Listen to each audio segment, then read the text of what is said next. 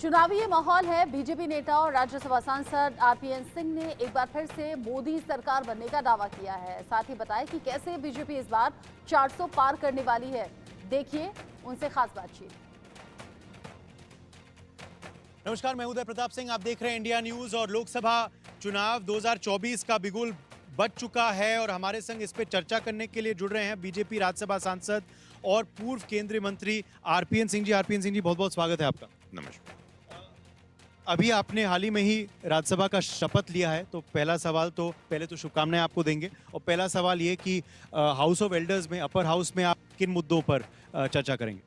पहले तो मैं धन्यवाद आपको और प्रधानमंत्री जी को भी कि मुझे एक मौका राज्यसभा में आने का उन्होंने दिया।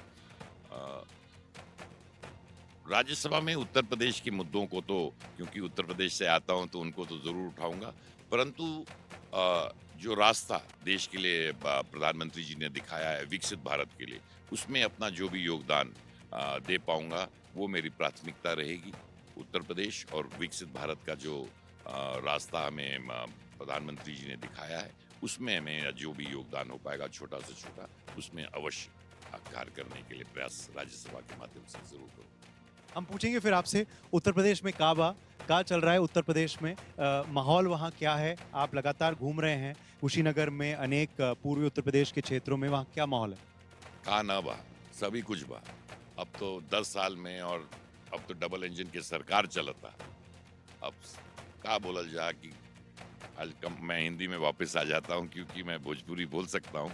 परंतु जो परिवर्तन उत्तर प्रदेश में हुआ है 10 सालों में, जो मैं पूर्वांचल से आता हूं, और जिस तरह का परिवर्तन, वो सड़कों का जाल से लेके मेडिकल कॉलेजेस का जाल लेके, और जिस तरह का परिवर्तन कानून व्यवस्था, जिसके बारे में उत्तर प्रदेश में हमेशा चर्चा होती थी, और जो स्कीम्स प्रधानमंत्री जी ने लागू किए हैं, उनको मैं समझता हूँ 100% उत्तर प्रदेश की सरकार ने योगी जी के नेतृत्व में उनको लागू किया है। आज उत्तर प्रदेश आज इकोनॉमिक ग्रोथ हम उत्तर प्रदेश में देखते हैं। कानून व्यवस्था ठीक हो गया। जो हम पूर्वांचल में सपनों में सोचा करते थे कि उत्तर प्रदेश में हम किसी दिन जरूर अवश्य बनेगा, परंतु वो परिवर्तन हमने देखा है, आज हम अपनी आंखों से देख सकते हैं। और जो हमारी विरासत थी, वो काशी हो, वो राम जन्मभूमि हो, वो द्वारकाधीश हो, इसमें जो हमने अपनी संस्कृति को फिर पहचाना है, उसको आगे बढ़ाया है, वो मैं समझता हूँ एक बहुत बड़ा परिवर्तन उत्तर प्रदेश में आया है।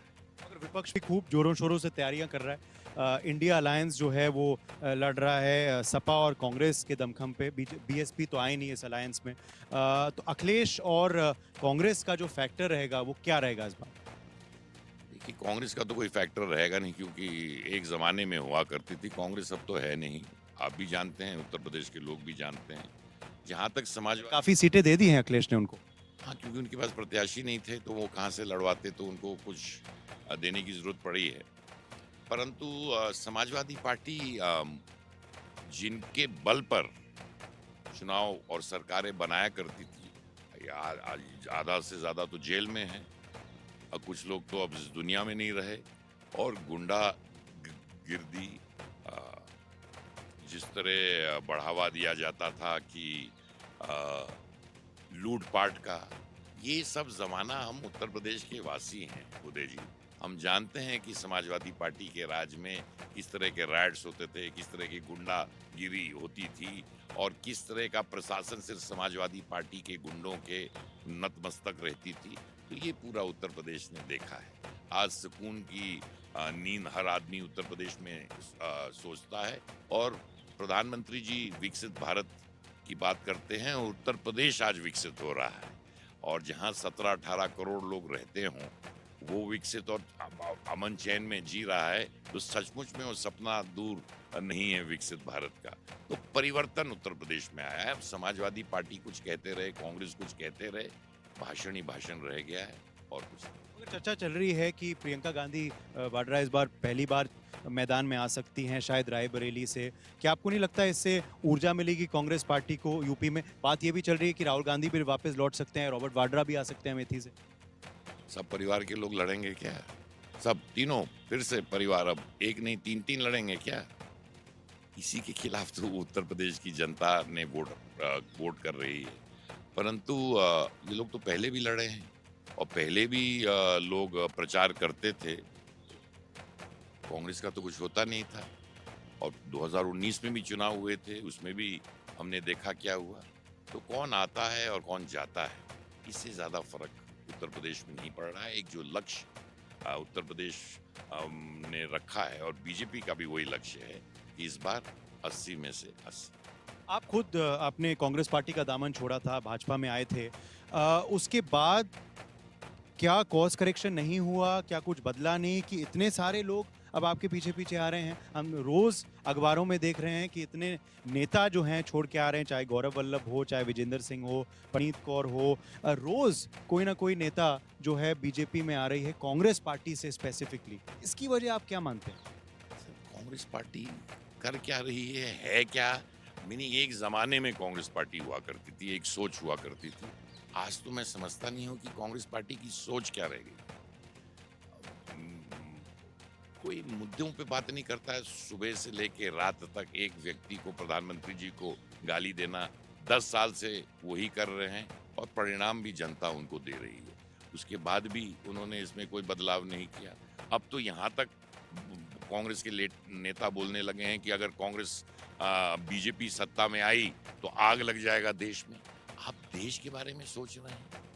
आप मीनिंग आप क्या चाहते हैं?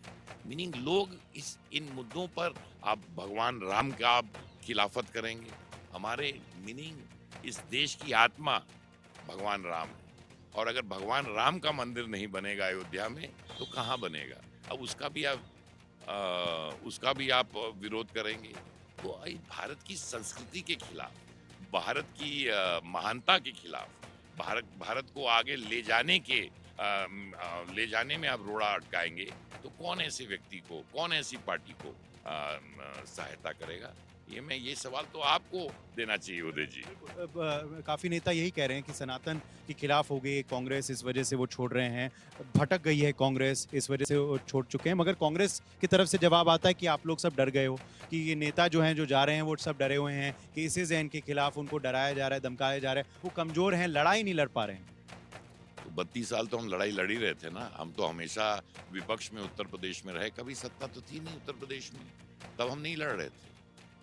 मैं तो पहले बार विधायक तब बना था जब कांग्रेस पार्टी के अध्यक्ष सीताराम केसरी थे। मैं तब से कांग्रेस पार्टी में लड़ाई लड़ रहा था और वो कांग्रेस और आज के कांग्रेस में लगता ही नहीं कि कांग्रेस थी। वो एक इतिहास में हम पन्नों में पढ़ते थे कांग्रेस थी। आज के जमाने में मूल विचार आपकी कांग्रेस पार्टी की क्या है? कि देश में आग लग जाएगा, कि एक प्रधानमंत्री को रोज गाली दो, अच्छा काम भी करे तभी भी गाली दो, हमारी सेना को गाली दीजिए। अगर यही हमारी मानसिकता रह जाएगी, राष्ट्रवाद के खिलाफ आप आवाज उठाते रहे, हिंदुस्तान को विकसित बनाना है तो उस पर आप मजाक करें, आपको अगर स्वच्छ भारत करना है तो उस पर मजाक करें, अगर आप मेक इन इंडिया की बात करते हैं तो उसको मजाक बनाएं। आज डिफेंस प्रोडक्शन ही आप देख लीजिए कि आत्मनिर्भर हिंदुस्तान को होना चाहिए कि नहीं होना चाहिए। इसमें कौन सा विरोध कांग्रेस पार्टी का है? मैं तो हैरान हूं कि किस मंशा से लोग बात करते हैं। और कोई भी अगर व्यक्ति थोड़ा भी हिंदुस्तान के बारे में सोचता है और हिंदुस्तान को आगे ले जाना चाहता है तो उसको एसोसिएशन कांग्रेस पार्टी से अवश्य नहीं होना चाहिए। आपके लिए क्या ट्रिगर पॉइंट था, आखिरी स्ट्रॉ क्या था कि आपने छोड़ा? अब ये तो अब तो इतिहास हो गया साहब। पर बहुत साल पहले जब हम फिर कई इलेक्शन हार के आए थे तो CWC में मैंने बोला था कि अब हमारी जो ये पॉलिसी है, प्रधानमंत्री जी को रोजाना सुबह से लेकर रात तक गाली देना, ये पॉलिसी काम नहीं आ रही है, इसको हमें बदलना चाहिए और इससे हमें कोई फायदा नहीं हो रहा है। उस वर्किंग कमेटी में लोगों को, उस मीटिंग में वो मेरी बात को अच्छी नहीं लगी, कुछ सालों पहले की बात है। परंतु उस दिन से मुझे लगा कि अब समय में कुछ ज़्यादा सच बोल गया, इसलिए अब ज़्यादा दिन यहाँ काम नहीं हो पाएगा। और परंतु और चीज़ें भी थी, पर वो इतिहास की बातें हैं। अब हम भारतीय जनता पार्टी में और प्रधानमंत्री जी का जो लक्ष्य है विकसित भारत का, उसको लेके आगे बढ़ रहे हैं। भारत महान हो, भारत का नाम विश्व में जैसे गूंज रहा है और तेजी से गूंजे और अपने संस्कृति से जुड़कर हम भारत को मान रहे हैं। अगर वो चीज़ें बदली नहीं है जैसे आप कह रहे हैं, आपने मुद्दा उठाया था, अभी भी गालियां दी जा रही हैं प्रधानमंत्री को। आखिर में हम एक ही सवाल आपसे पूछेंगे उसी मुद्दे पे जो हम कह रहे थे एजेंसी मिसयूज़ का, क्योंकि अब जो है आम आदमी पार्टी के समर्थन में सब उतर आए हैं। कांग्रेस पार्टी भी उनके संग उतर आई हैं। जो कांग्रेस उनके संग लड़ती थी एक ज़माने में दिल्ली में, जो सत्ता से बेदखल उनको आम आदमी पार्टी ने ही किया था। कांग्रेस मगर इस मुद्दे पे साथ दे रही है। वो कह रहे हैं कि गलत है, अरविंद केजरीवाल जेल में है, एजेंसीज का मिसयूज़ हो रहा है। और इस in fact not just Congress but TMC भी आ गई है, बाकी अन्य दल भी आ गए हैं, सपा, राजद वगैरह। तो आप जान ही रहे हैं, प्रधानमंत्री जी जब एक नारा दिया, जिसने लूटा है उसे लौटाना होगा। तो उसमें अगर छोटा चोर पकड़ाया जाता है तो उसमें तो कोई कुछ आदमी आवाज करता नहीं है, परंतु अब जब बड़े बड़े लोग जो जेल होके आगे भी आ चुके हैं वो भी समर्थन कर रहे हैं केजरीवाल जी का। मैं आपसे कहता हूँ कि केजरीवाल जी, आपने मकान नहीं, आपने तो एक महल खड़ा किया। वो किसका पैसा था? वो तो आम आदमी का पैसा था। तो क्या आम आदमी ने आपको महल अपने लिए खड़ा करने के लिए था? वहीं से आप समझ सकते हैं आज जो उन पर बीत रही है। और अब जब जेल में है तो अपने ही मंत्रियों का नाम ले रहे हैं कि मेरा इसमें नहीं लिए, तो इसका मतलब भ्रष्टाचार कहीं ना कहीं तो हुआ। अपने को बचाने के लिए भले अपने मंत्रियों का नाम दे रहे हैं। तो अगर बड़े आदमी जेल में जाते हैं तब गलत होता है, छोटा आदमी पकड़ा जाए तो ठीक होता है। प्रधानमंत्री जी ने साफ कहा है, वो छोटा हो या बड़ा हो, जिसने लूटा है उसे लौटाना हो। शुभकामनाएं आपको देते हैं, आप भी प्रचार में अभी उतरेंगे तो all the best to you. Thank you so much आज हमारे संग बातचीत करें। धन्यवाद। कैमरामैन सुधीर के संग उदय प्रताप सिंह, इंडिया न्यूज़, दिल्ली।